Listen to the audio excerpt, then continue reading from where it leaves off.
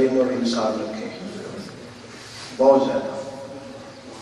یہ کون ہے؟ لَهُمْ قُلُوبٌ لَا يَفْقَهُونَ بِهَا، فرمایا یہ وہ لوگ ہیں جو دل رکھتے ہیں سمجھ نہیں، دل ہے اس میں درد کوئی ہے، کسی کے لیے رحم نہیں، گرمی نہیں۔ پھر فرمایا وَلَهُمْ أَعْيُنٌ لَا يُبْصِرُونَ بِهَا، ان لوگوں کے پاس آنکھیں ہیں پر دیکھتے نہیں، یہ نہیں فرمایا کہ محروم ہیں، آنکھیں تو موجود ہیں لیکن یہ اس سے دیکھتے نہیں۔ پھر ارشاد فرمایا جا رہا ہے وَلَهُمْ آذَانٌ لَا يَسْمَعُونَ بِهَا، فرمایا ان لوگوں کے پاس کان تو ہیں پر یہ سنتے نہیں، دل ہے دھڑکتا نہیں، آنکھیں ہیں دیکھتی ہیں، کان ہیں اور وہ سنتے نہیں۔ یہ کون ہے؟ ارشاد فرمایا اولئک کالانعام بل هم اضل، یہ جانور ہیں بلکہ جانوروں سے بھی برے۔ وہی رب کریم جو ارشاد فرما رہا ہے قرآن مجید میں کہ ایمان لانے کے بعد جو اچھے عمل کریں گے وہ ساری مخلوق سے بہتر ہے، وہی مالک فرما رہا ہے کچھ بندے ایسے ہیں جو جانور بلکہ جانوروں سے بھی، اس کی وجہ کیا ہے؟ خود ہی قرآن میں بیان فرمایا وجہ اس کی یہ ہے کہ اولئک هم الغافلون، یہ وہ لوگ ہیں جو غافل ہو گئے، غفلت پہ پڑے ہوئے،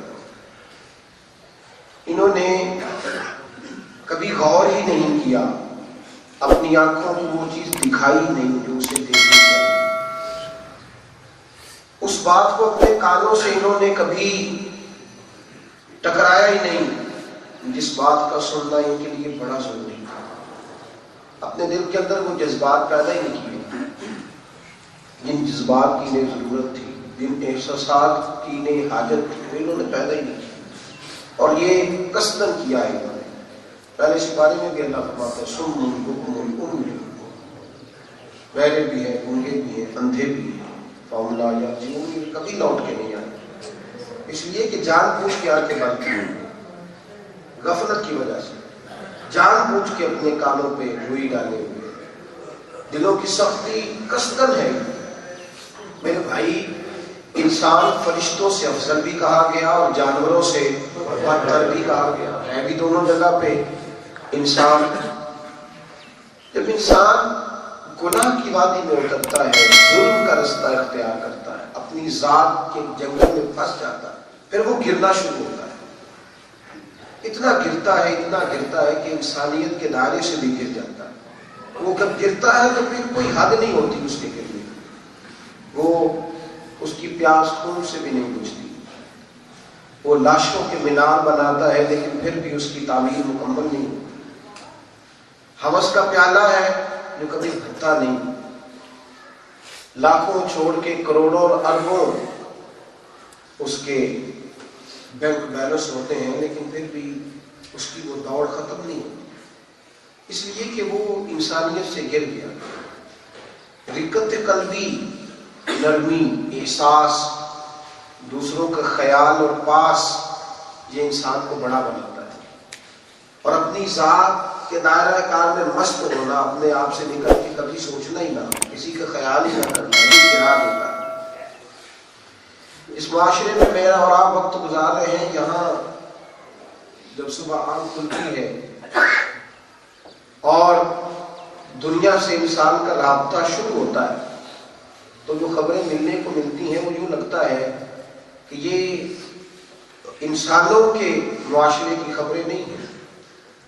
پہلے تو لوگ کہتے تھے جنگل کا قانون، اب لگتا ہے جنگل کا نہیں، درندگی کا قانون، بے حسی کا قانون، بے حسی کا قانون۔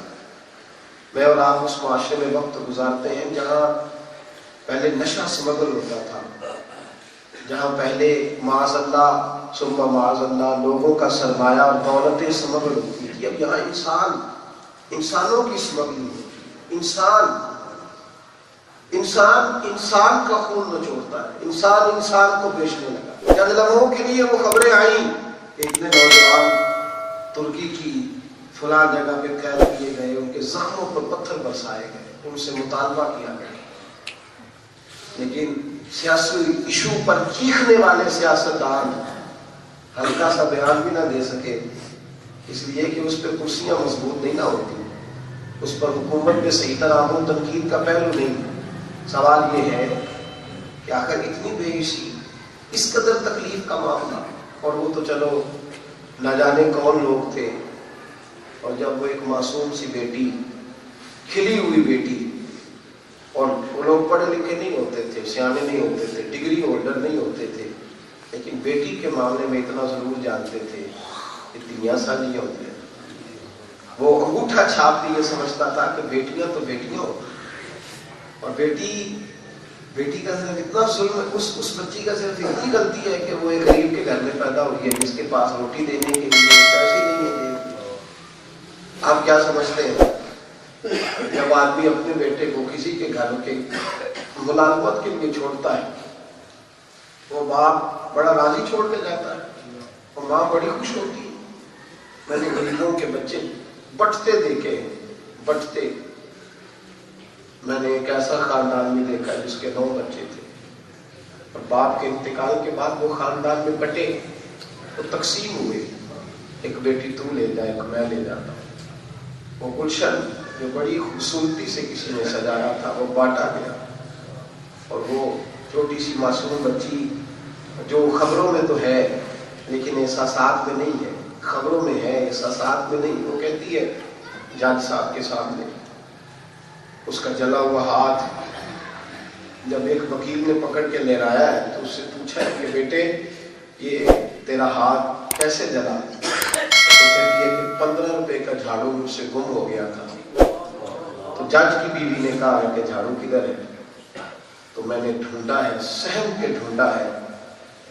اور تجزیہ نگار بھی کہتے ہیں کہ شاید اس پہ پریشر نہ ہوتا تو اسے مل ہی جاتا، لیکن وہ ڈر اتنا گئی تھی. کس کے ظلم سے؟ باجی کے ظلم سے. وہ باجی جس کی فضیلت صرف اتنی ہے کہ وہ جج کی بیوی ہے اور اس کے اکاؤنٹ میں پیسے زیادہ، اس سے زیادہ تو کوئی فضیلت نہیں، اس سے زیادہ تو کچھ نہیں اس کی. اور اس غریب کا قصور صرف اتنا ہے کہ اس کی ماں جج کی بیوی نہیں، اس کے اکاؤنٹ میں پیسے نہیں. تو بچی کہتی ہے کہ میں نے کہا کہ میں تھوڑی دیر میں ڈھونڈ دیتی ہوں. کہا تیرے ہاتھ میں تھا. جیسے لفظ نکلے ہاتھ تھا تو میرے ہاتھ میں ہی. پھر وہ ہاتھ آگ میں گیا ہے، وہ جلایا گیا ہے. لیکن یہ نہ معاشرہ گرا ہے، نہ زلزلہ آیا ہے، نہ طوفان بکھرے ہیں، نہ وہ تو کبھی ایسا ہوتا ہے نا کہ کسی MLA کے بیٹے کو روک کے اگر کوئی پولیس کا نمائندہ چالان کر دے تو پھر خبریں پھیلتی ہیں، پھر آخر تک گھنٹیاں بجتی ہیں، پھر وہ معطل ہوتے ہیں، پھر تباہیاں نکلتی ہیں. کائنات کے امام، رسول کائنات، سرور دو عالم، آقا کریم صلی اللہ تعالی وسلم گھوڑے پہ جا رہے تھے. حضور علیہ السلام کو جلدی تھی، تیزی سے گھوڑا دوڑایا جا رہا تھا. اچانک حضور نے لگام کو کھینچا، گھوڑے کو آہستہ کیا، پلٹے جب تو حضرت انس بن مالک رضی اللہ تعالیٰ عنہ فرماتے ہیں میں سوچنے لگا جانے دار پر کیا ہوا ہے، لیکن آمنہ کے معصوم لال سید عالم صلی اللہ تعالیٰ علیہ وآلہ وسلم گھوڑے سے اترے. ایک گدھے کو بدے ہوئے دیکھا، اس گدھے کا سارا منہ زخمی تھا. میرے نبی پاک کو جب اس نے آتے دیکھا تو وہ حضور کی جانب دیکھنے لگا. انس بن مالک فرماتے ہیں معصوم آمنہ جب پہنچے تو محبوب کریم علیہ السلام کو وہ دیکھ رہا تھا، اور جب جا کے نبی پاک نے اس کی پشت پہ ہاتھ پھیرا تو گدھے کی آنکھوں میں آنسو آیا. فرماتے ہیں میں نے کبھی کسی کو گدھوں سے پیار کرتے نہیں دیکھا تھا. جب گدھا رویا تو رسول پاک بھی روئے، اور نبی پاک علیہ السلام نے فرمایا بلاؤ اس کا مالک کدھر ہے. ایک شخص کو حاضر کیا گیا تو حضور نے فرمایا کس نے مارا ہے اس کو، کس نے مارا ہے؟ یا رسول اللہ مجھ سے غلطی ہوئی ہے، میں اس کو رات لے کر کے سفر پہ نکلا تھا تو جیسے میں چاہتا تھا ویسے کرتا نہیں تھا تو 2 درے مجھ سے ہی لگ گئے ہیں. میرے محبوب نے فرمایا تو اللہ سے نہیں ڈرتا، تو رب کریم سے نہیں ڈرتا؟ فرمایا آج جو تم نے یہ سزا دی ہے تو صبح قیامت اللہ تجھے اپنی عدالت میں کھڑا کر کے اس گدھے کے بارے میں پوچھے گا. حضرت انس بن مالک رضی اللہ تعالیٰ عنہ فرماتے ہیں میں فٹافٹ بولا، فٹافٹ میں نے کہا محبوبہ گدھے کے بارے میں بھی سوال ہوگا، گدھے کے بارے میں بھی پوچھا جائے گا. میرے حبیب نے فرمایا اس کے وجود میں جان نہیں، اسے تکلیف نہیں ہوتی، اس کا کوئی خالق نہیں. ان اللہ لا یستحیی ان یضرب مثلا ما بعوضۃ فما فوقها. اللہ فرماتے ہیں میں حیا نہیں کرتا کہ میں مچھر کا بھی تذکرہ کروں، بلکہ مچھر سے بڑھ کے بھی کسی چیز کا تذکرہ کروں، اس لیے کہ مچھر جو ہوا ہے تو میری مخلوق ہی نہ۔ فرمایا اس کے بارے میں بھی سوال ہوگا، پوچھا جائے گا۔ میرے عزیزو یاد رکھو، میرے حبیب کریم صلی اللہ تعالیٰ علیہ وسلم نے جو دین ہمیں عطا فرمایا ہے اس میں رقت ہے، اس میں نرمی ہے، اس میں دلوں کی ٹھنڈک ہے۔ حضرت انس بن مالک فرماتے ہیں میں بھی غلام تھا در رسالت باب میں، ایک دن نہیں، 2 دن نہیں، 10 سال غلامی کی ہے۔ حضور کے گھر کے برتن میں نے بھی دھوئے ہیں، جھاڑو میں نے بھی لگایا ہے، ایک نہیں 100 غلطیاں کرتا تھا، لیکن فرماتے آمنہ کے لال نے کبھی اف بھی نہیں کہا۔ ایک دن نہیں، 10 سال میں خدمت میں رہا۔ اور حدیث کے لفظ ہے، بخاری اٹھائیے، فرمایا حضور جب بھی پکارتے تھے یا بنیا، او میرے بیٹے، او میرے بیٹے، او میرے بیٹے کہہ کے پکارتے تھے۔